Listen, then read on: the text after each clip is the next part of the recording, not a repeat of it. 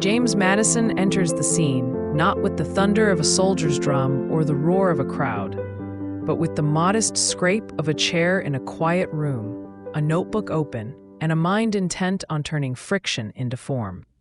He is small in stature and huge in gravity, frail in appearance and relentless in attention. A man whose power is the patient sentence and whose temperament is that of a mechanic of liberty rather than a herald of it. He would never be the loudest voice in a hall, but halls accustomed to noise learned quickly that it was Madison's hushed questions, the precise framing, the tested premise, the meticulous next step that moved assemblies from complaint to architecture. If Washington invented the posture of the executive and Adams tested the dignity of law under storm, Madison built the room where those postures and dignities could have a regular life. He's the author of Habits disguised as Doctrines, a theory of factions that became a way of breathing for a large republic, a grammar of separated powers that reads like common sense until you try to live without it, a practice of amendment that turned a revolution's poetry into a citizen's tool. In his wake, the United States became the sort of place where disagreement is not a pause between wars, but the air in which public life keeps its lungs working. He began in Orange County, Virginia, with the furniture of the colonial gentry and the anxieties of a nervous, brilliant boy. Sickness shadowed his youth and taught him to be intimate with solitude, and solitude taught him to be intimate with books. He went north to college and returned carrying with him an Enlightenment toolkit sharpened by Calvinist scruple, an appetite for proof, a suspicion of power unmeasured by law, a belief that religious truth is too sacred to be made compulsory by statute. Before the nation remembered him as a framer, Virginia knew him as a champion of liberty of conscience, the young assemblyman whose memorial and remonstrance turned a local struggle over tax-supported religion into a philosophical case that still instructs when we argue about where government's authority properly ends. He did not appeal to fashion. He appealed to principle with a lawyer's sobriety and a pastor's understanding that souls grow crooked under coercion. The victory, carried forward in the statute for religious freedom that Jefferson dreamed and Madison shepherded, bound the Commonwealth to an experiment in government neutrality that would later become the country's signature refusal to weaponize belief. When the war for independence turned from fighting to governing, Madison saw with the clarity of an accountant and the dread of a patriot that the Articles of Confederation were a form of asking that sounded like resolution. The center starved, while the states learned the pleasures of local veto. Requisitions arrived like uncashed checks. Debt humbled the nation abroad and discouraged virtue at home. Shabby credit taught every creditor that American words depreciated on the road from promise to payment. He did not romanticize weakness into innocence. He studied it, took notes on it, and wrote a diagnosis. The Confederation could not provide the energy necessary for a continental republic without unmaking the liberty for which the Revolution had been fought. Energy was not a synonym for arbitrary force. It was the capacity to act on a schedule, to collect revenue by law, to provide defense by design rather than by last-minute miracle, to translate treaties into domestic obligations without begging 13 legislatures to synchronize their mercy. So he set about organizing a cure. The Virginia Plan he carried to Philadelphia in 1787 was not a blueprint finished to the last nail. It was a provocation with a direction. Representation by population in at least one house, a national government empowered to legislate directly on individuals in the legitimate sphere of its competence.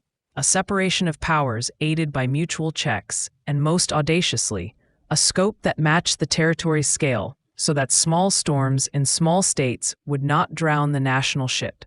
He was not married to every clause.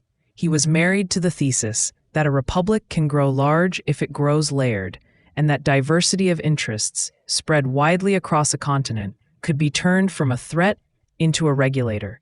He watched the room argue itself toward equilibrium, took notes with the hunger of a future historian and the tact of a present negotiator, and accepted bargains that hurt in order to prevent a failure that would have killed the patient. He never forgot the cost of compromise, especially where slavery's arithmetic entered the ledger. But he judged the alternative, a continental collapse into jealous confederacies and eventual war, worse for liberty than the sins the new frame could not yet cure. Federalist number 10 was the lyric of his system and the most unromantic lyric in our canon. He did not flatter human nature into angelhood or demonize it into permanent menace. He treated passions and interests as facts, as weather patterns, and designed a roof that permitted storms without letting them tear off the rafters. Extend the sphere, he wrote, and you dilute the likelihood that a single faction's heat will boil the pot. Multiply the interests, distribute power, make ambition a check upon ambition. Provide channels through which grievances can flow into law rather than into conspiracy. And the Republic does not need to rely on rare virtue to survive. He did not think virtue unnecessary. He thought it dangerously insufficient as a foundation for structures in which ordinary men would have to act on ordinary days. Federalist number 51 added the engineer's diagram to the climatologist's map, internal controls supplementing external ones, officers designed to resist officers because they like their own offices, the judiciary given independence so that rights would not be left to the majority's moods, the legislature divided because lawmaking is power's most intoxicating form. He insisted that parchment, paired with practice, can make mischief work harder and take longer to become harm. The Bill of Rights would not have been a conjurer's trick in his hands, even if he had been tempted to stage one. Initially cautious about amendments that might imply the national government possessed powers not granted, he nevertheless listened to the electorate and to his own conscience. He recognized that the rights talk of a revolution needed to be disciplined into legal sentences that future judges and juries could read without consulting a catechism.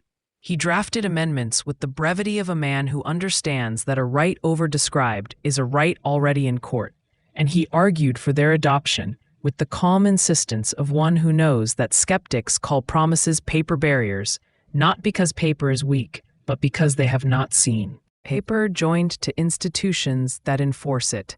The eventual 10 articles, stitched through with protections for speech, conscience, process, arms in the context of civic defense, and the sovereignty of states over unenumerated matters, were not ornamental. They were a public pledge recordable in cases and controversies, and they made the Constitution feel like a covenant rather than a mere machine. Madison's authorship here is as much temperament as text. He refused grandiloquence. He favored sentences that would wear well under the stuff of use. Between the Constitution's ratification and his own presidency stretched the bruising birth of American party life, and Madison did not watch it from the gallery. He entered the scrum as Jefferson's closest intellectual ally and Hamilton's most persistent, respectful adversary. He could admire Hamilton's genius and bridle at the way that genius pulled the center toward consolidating habits. He could remember the Confederation's defects and still reject the doctrine that anything not prohibited was permitted. The arguments about the bank, assumption, and the scope of implied powers turned into arguments about the country's soul. Madison, writing, counting, and rounding up votes with a quiet ferocity, helped create an opposition that did not call itself disloyalty, but health. When the Alien and Sedition Acts found their way onto the statute book, he wrote the Virginia resolutions in a voice that was careful to the point of legalistic, insisting that the Constitution was not a suicide pact for the rights it contained, and that free government requires room for anger to speak without fear of irons. He did not make rebellion into romance. He made dissent into a duty. In private, he could be sharper. In public, he refused to indulge incendiary excess. The presidency came to him with the cool irony history favors. The theorist of extended republics and careful balances inherited an executive chair in a moment when balance was a rumor and extension was an invitation to be squeezed by giants. Britain and France, locked in their epic of mastery, treated American commerce like a tide to be taxed by force. Orders in council and continental decrees turned the Atlantic into a chessboard where every neutral piece looked like fair game.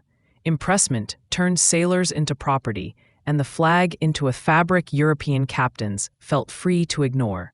Madison, faithful to his instinct that war is the least reliable instrument of policy in a republic, tried every variant of economic coercion a patient could survive.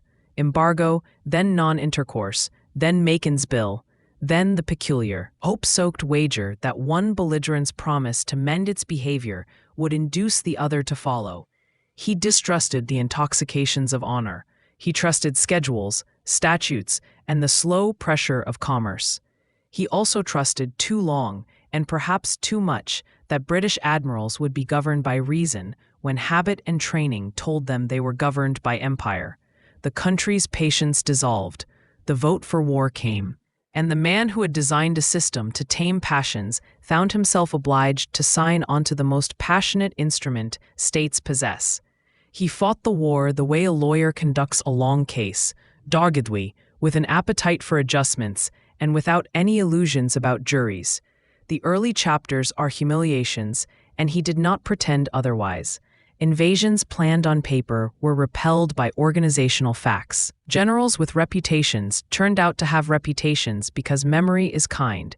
The treasury wheezed. State militias weighed orders against local comfort. An attempt on Canada.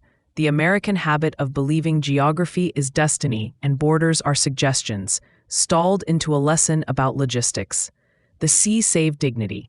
A handful of frigates, then a few more, taught the world and Americans that the flag could fight. Privateers harried British commerce with a New England mixture of piety and profit. The lakes became theaters in which American competence could be staged. The home front learned to pay taxes that felt like a second revolution. The opposition learned to convene at Hartford and to discover that speeches about disunion and remedies more potent than petitions tend to pall when victories arrive inconveniently for the argument. The Capitol burned. He stayed in it long enough to make courage look like a duty rather than a story, then left when prudence insisted that a captured president was not a symbol a republic can afford. He returned to recommence the ritual that makes free government more than its ruins: votes, letters, appointments, administration, and watched, with something like philosophical amusement, as the war's last chapter was written by a general whose ferocity would later teach the nation to prefer law even when it has learned to love victory. The Treaty of Ghent produced the only kind of ending Madison could accept.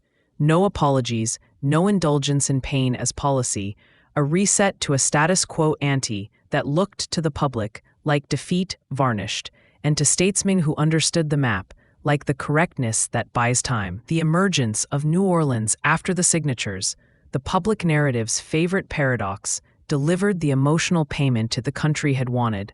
Madison read the treaty and the battle together as a vindication of stubbornness without swagger. The war had validated a handful of truths he valued, even when he regretted the season of regret they took to emerge, that the Union is not a paper arrangement, but a loyalty. That credit won in the 1790s is an arm of defense in the 1810s, that a republic can fight without becoming a garrison, and that the habit of constitutional politics can survive the worst day with the help of an ordinary tomorrow. Peace found him willing to change his mind and transparent about why.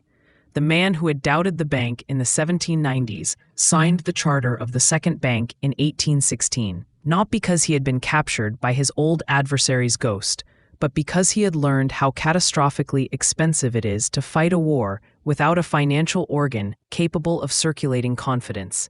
He supported a moderate tariff because he had watched American manufacturers fill war's necessity and did not see wisdom in humiliating them with sudden exposure to British dumping. He accepted that a national capacity to build roads and canals might be a virtue, and then vetoed the bonus bill on constitutional grounds, while inviting an amendment that would give power a warrant. It's easy to call this fastidiousness. It's better to see it as the rare humility of a policymaker who prefers to change the charter before changing the practice. He did not deny the utility of internal improvements. He denied that their utility by itself could create power out of air. He had helped build the frame. He was not ready to let necessity annex territory without due process. No portrait of his administration, and mind can be decent. If it forgets the social and domestic genius of Dolly Madison, the first among hostesses to discover that a republic at war with itself can sometimes be made to sit still by being made to sit together. Her drawing rooms were not mere entertainments. They were neutral grounds in which party leaders, who had spent the day constructing barbed public sentences, could practice the social grammar that keeps sentences from becoming sabers. She taught Washington how to be a capital without becoming a court, and how to invite strangers into the national house without teaching them to expect fealty rather than welcome. In the Capitol's worst hour, she saved the portrait that would later be made to stand for her courage. But the habit that saved more than a painting was the habit of civility, stubborn, witty, inclusive, in an age that liked to exclude. Madison knew the power of such ministries and never pretended they were trivial. He had the sense to let his wife's genius season his own. He never made peace with slavery, because no decent mind can, and he never freed himself of it, because too few men of his caste did. He owned human beings at Montpelier and lived on their labor with the embarrassment of a moralist who knows he is implicated in the very practice he believes must be contained, curtailed, and eventually ended. He wrote about colonization as a prophylactic and consolation, a way to square a circle he could not bear to admit had no Euclidean answer. He managed, supervised, softened cruelties where his conscience could bear to look closely, and then returned to the business of law. He was kinder than some, and less courageous than a sentence on equality requires. He paid wages to conscience without emptying the account. To say this is not to excuse it. It is to keep the measure he kept for himself, judge by consequences, record contradictions with care, refuse to let the best sentence in the room excuse the worst habit in the house. His later years were less retirement than seminar. He corresponded like a man who knows the minutes of one age become the curriculum of the next. He guarded the story of the Philadelphia Convention, and then, when he judged the country ready, let his notes speak with the authority he had earned by listening. He supervised, advised, and sometimes gently corrected the University of Virginia, where the secular cathedral he and Jefferson founded was meant to make reason a public virtue and inquiry a public right. He contradicted nullifiers who claimed his old resolutions as license to unmake the Union, insisting with a vividness that ought to have silenced the sophistry that interposition was a protest, not a constitutional weapon, and that sovereignty in a republic belongs to the people aggregated in a whole, not to any single state that discovers, late and loudly, that it dislikes a law. He was not a romantic about unity. He was a realist about the catastrophe that waits when every county is its own umpire. He preferred plain clothes and unadorned rooms, even when friends begged him to accept those trappings of fame that make citizens feel they have paid their debt to gratitude. His economy did him no favors. He died less wealthy than his public service should have left him. He left behind instead a library of sentences that continue to feed a country that turns whenever panic threatens to colonize its better moods. To the little man who made panic into a subject for process rather than an excuse for power, he would not have wanted incense. He would have asked us to write down our hardest disagreements in careful language, and then to design institutions capable of hearing them without shattering. He did not imagine that we would reach a day when factions finish their quarrels. He imagined we could reach a day when factions finish their quarreling by means other than force. If you want to see him whole, hold together the moments that temptation would separate. The Madison who urged a Bill of Rights is the same Madison who warned about parchment barriers. He believed both that promises need articulation and that only institutions make articulation binding. The Madison who argued for a national government strong enough to tax and regulate is the same Madison who later vetoed a useful bill for want of constitutional warrant. He believed both that power must be available where duty is assigned and that power must be requested in the proper way. The Madison who wrote the Virginia Resolutions is the same Madison who decades later sketched their limits. He believed that dissent is a civic tonic and that secession masquerades as medicine while killing the patient. The Madison who tried and failed to avert war is the same Madison who prosecuted it without flamboyance and settled it without vanity. He believed both that war is often a confession of policy's failure and that states must sometimes fight and then remember how to talk. The strangeness of his presidency is that it feels to the casual glance like a series of events that happened to him rather than choices he happened to make. That glance is too casual. The choice to exhaust peaceful instruments first is still a choice. The choice to keep faith with constitutional forms when panic and insult urge shortcuts is still a choice. The choice to accept post-war nationalism without converting it into personal worship is a choice rarer than parades would have us believe. He did not bestride the scene. He steadied it. He left office without apotheosis and without scandal. A man who had come to power by argument and left it by law. He walked back to Montpelier as if he had been away on business rather than away on pilgrimage. He was not simple, but his public ethic was, write clearly, measure consequences, refuse to make the next generation pay for your moment's intoxication. His memorial is not a single monument. It is an atmosphere. Courts that do not take orders from presidents. Congresses that injure and heal by vote rather than by violence. Executives who learn to regard their critics as the price of power rather than as the proof of conspiracy. Citizens who accept that their opponents are part of the republic's nervous system. Rights that do not come and go with popularity. A nation large enough to be free precisely because it is too large for a single frenzy to govern. Even our quarrels about him, the ways we argue about the morality of his compromises, the adequacy of his measures against slavery, the speed of his wartime decisions, prove the point. We treat his life as an invitation to argument rather than as an invitation to canonization, because he taught us to treat all public things that way. The picture to keep is not of the White House aflame, though that scene has its stern uses. It is of a desk with papers ranked, a man bending lightly at the waist to reread a clause he has redrafted for the 5th time. A pause in which he asks himself whether the sentence can bear the weight the century will set upon it. He will change a word because a word changed now may save a lawsuit later, and a lawsuit saved may prevent a grievance from metastasizing into a cause into a mob into a tragedy that a nation will pretend was inevitable when it was only unanticipated by the careless. He was the opposite of careless.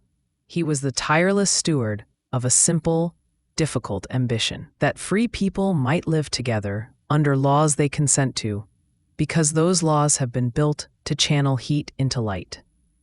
The world has never offered many who could write such channels and then persuade others to walk within them. He was that kind of rarity. When he died, he left instructions less theatrical than Jefferson's inventory of monuments and more practical. Keep arguing, keep amending, keep the memory of the convention accurate, keep the university free. Keep faith with the notion that institutions are not substitutes for virtue, but disciplines that prevent virtue's lapses from ruining the Commonwealth. He trusted that later generations would be clever enough to correct his errors without overturning his achievements. He trusted, too, that later generations would be generous enough to measure him by the consequences of what he built, rather than by the volume of his self-advertisement. He would have smiled, private and brief, to see how often, when anger threatens to become policy, American mouths still form his sentences as if they were prayers. And how often, when policy threatens to become flattery, American courts still read his sentences as if they were tools. It is customary to call him the father of the Constitution. The phrase flatters and misleads. He would have preferred to be remembered as the midwife who kept the room sober, the clerk who kept the minutes honest, the advocate who walked the country through the argument until the country could repeat it without notes, the magistrate who honored his own inventions by refusing to ignore them when they became inconvenient.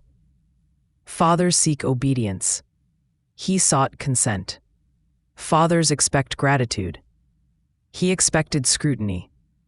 Is there is paternity here? It is of a particular kind. The parent who designs a house sturdy enough that quarrels inside it can remain domestic. In a pantheon crowded with bronze, Madison's legacy is a quieter alloy. When you say checks and balances, and mean not merely a slogan, but a lived routine. When you speak of factions without dread, because their contest happens in ballots and briefs. When you trust a court to tell you no, and still call the result legitimate. When you accept that the price of representation is compromise, and the reward of compromise is continuity. When a president refuses an easy applause, because the Constitution will not bear the policy that produces it. You are breathing in the weather he arranged. He is the author of our ordinary, which is the rarest kind of authorship. The rest of the story, wars not of choice that were nonetheless chosen, rights asserted in courts instead of streets, amendments taught in classrooms instead of memorized with incense, follows from that ordinariness like seasons from a calendar. He made a republic that could survive brilliance and mediocrity alike, and that may be his finest compliment to those who would come after. He expected us to be human and designed accordingly. In that design lives a modest heroism that still instructs bombast to sit down. Better than father, call him what he taught the presidency and the country to be, a custodian with courage.